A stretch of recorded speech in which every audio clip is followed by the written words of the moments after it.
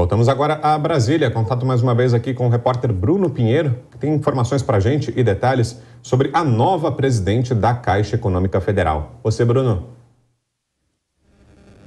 Exatamente, é uma jovem mulher de 42 anos. A Daniela Marques chegou em 2019 no Ministério da Economia. Naquela época, ela chegou como assessora especial, estava sempre ali numa elite do Ministério da Economia.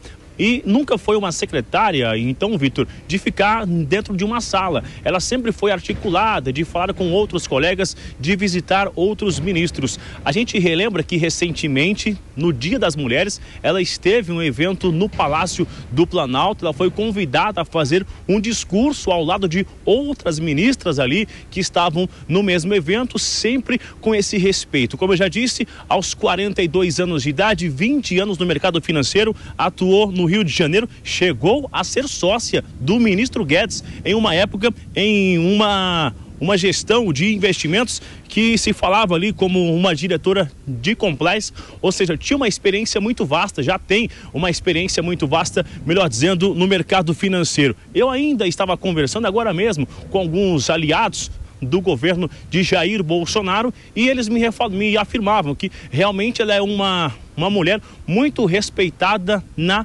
esplanada dos ministérios. Ontem, quando houve essa reunião lá no Alvorada para tentar articular e tentar amenizar esse escândalo, tentando resolver, a única saída já foi, lembrando que tinha a Daniela no Ministério da Economia e também uma forma de aliviar essa imagem sobre as mulheres, né? Então, seria o nome indicado e, de fato, ela está nomeada e assume a Caixa Econômica a partir de agora. Recentemente, ela esteve aqui no Jornal da Jovem Pan, voltou a falar sobre microempreendedor individual. A gente relembra essa fala agora.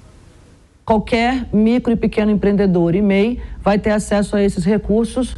Mais de 40 bancos vão poder operar esse dinheiro. Como é que isso funciona? O governo federal está aportando garantias, recursos em garantia, para que esses pequenos empresários tenham acesso ao crédito. Então, a grande dificuldade de acesso não é de recurso, é de garantia.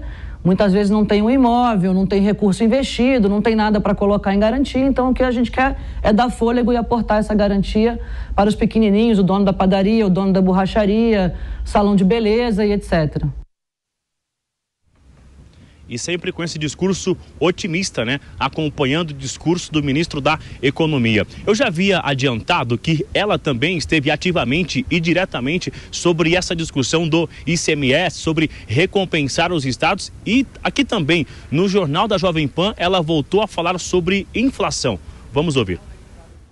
O que a gente tem feito são medidas para estimular emprego e renda. Os dados de emprego têm vindo muito fortes, então está acelerando. Se você pegar o pior momento da pandemia até agora, já são mais de 12 milhões de empregos gerados. Então, assim, o foco tem sido medidas de estímulo à atividade econômica para que a gente gere emprego e renda. E aí o que eu sugeriria em relação ao programa de crédito é que, como ainda tem alguns processos administrativos para que os recursos estejam na ponta, no banco, é que durante esse período os microempreendedores, as microempresas já procurem o seu banco para ver questão de certidão, de falta um documento, às vezes a empresa tem um cheque sem fundo, de regularização, e façam um planejamento financeiro para que esses recursos deem fôlego e deem impulso na retomada da atividade. Essa é a grande resposta. Então, essa é a nova presidente da Caixa Econômica Federal. Esse escândalo envolvendo o ex-presidente, ele continua sendo investigado. Eu ainda conversava agora mesmo com um outro senador que me falava que acredita que o então presidente, né, o ex-presidente, agora exonerado, ele vai conseguir esclarecer isso tudo, que não é verdade e que ele não conseguiu, não teve oportunidade de fazer nenhum tipo de uma defesa nas últimas horas. A gente segue acompanhando o resultado que a Justiça vai entender em relação a essa exposição e diversas denúncias que surgiram nas últimas horas. Ok, obrigado, Bruno. Mais uma vez, até mais. Cristina Grêmio, e pelo tom das declarações que vimos aí da agora nova presidente da Caixa Econômica Federal, da ex-secretária Daniela Marques, nessa conversa que tivemos com ela aqui no nosso estúdio no Jornal Jovem Pan, dá para ver que ela segue basicamente a linha econômica que o governo vem percorrendo desde o início, né? E assim como Pedro Guimarães é também alguém bastante próxima da confiança dos principais atores do governo, né? No caso, Pedro Guimarães tinha uma ligação muito próxima com o presidente Jair Bolsonaro. Daniela era da confiança do ministro da Economia, Paulo Guedes. Você imagina que, diante disso, dá para esperar uma continuidade no trabalho à frente da Caixa, sem grandes mudanças, mesmo com essa troca, Cris?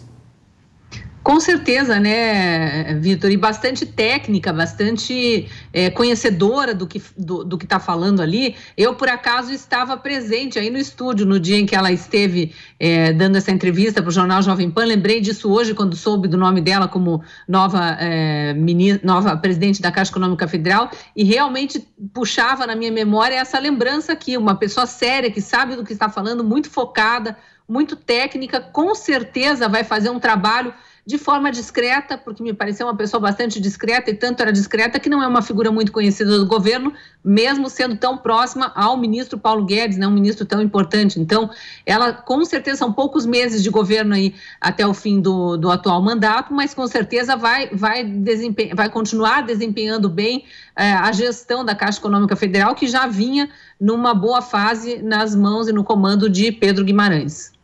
E, Salles, em um dos trechos que o Bruno trouxe para a gente dessa entrevista, ela destacou justamente as políticas de facilitação e ampliação de acesso ao crédito, sobre as quais você explicou agora há pouco, que o governo vem desempenhando. Facilitar o acesso ao crédito para o microempresário, para o pequeno empresário, que faz parte do grupo que mais emprega aqui no Brasil, esses dois aspectos. Também facilitação de acesso ao crédito para a população mais vulnerável. Essas políticas, com certeza, devem continuar na gestão dela. Certamente, Lívia, porque a linha que a Caixa estava seguindo é a linha que foi determinada pelo presidente e pelo ministro Paulo Guedes, que é justamente não deixar a economia brasileira sucumbir, né? Você se recorda, no início da pandemia, o governo federal imediatamente parcelou impostos, criou programas de incentivo, Pronamp, enfim, uma série de medidas contracíclicas para evitar que a economia esfriasse por completo.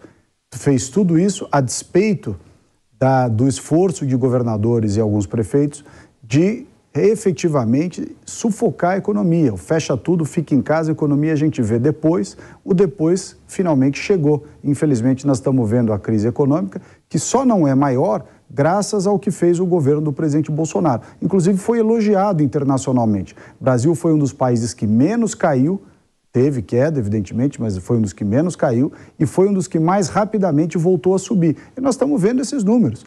Aumento do PIB no primeiro trimestre, aumentos sucessivos todos os meses da quantidade de empregos com carteira assinada. Agora, realmente, a situação internacional é muito difícil, quer seja por causa dos efeitos da pandemia, esse desequilíbrio entre oferta e demanda, e também o desequilíbrio inflacionário, principalmente de combustíveis e energia, em razão de Rússia e Ucrânia. Então, a Caixa prestou esse papel muito importante de ser uma espécie de mecanismo de entrega desses recursos, desses programas, dessa política pública do governo federal de não deixar morrer a economia. E se teve alguém que tentou tirar os aparelhos sobre os quais a economia estava sobrevivendo, foram governadores e prefeitos.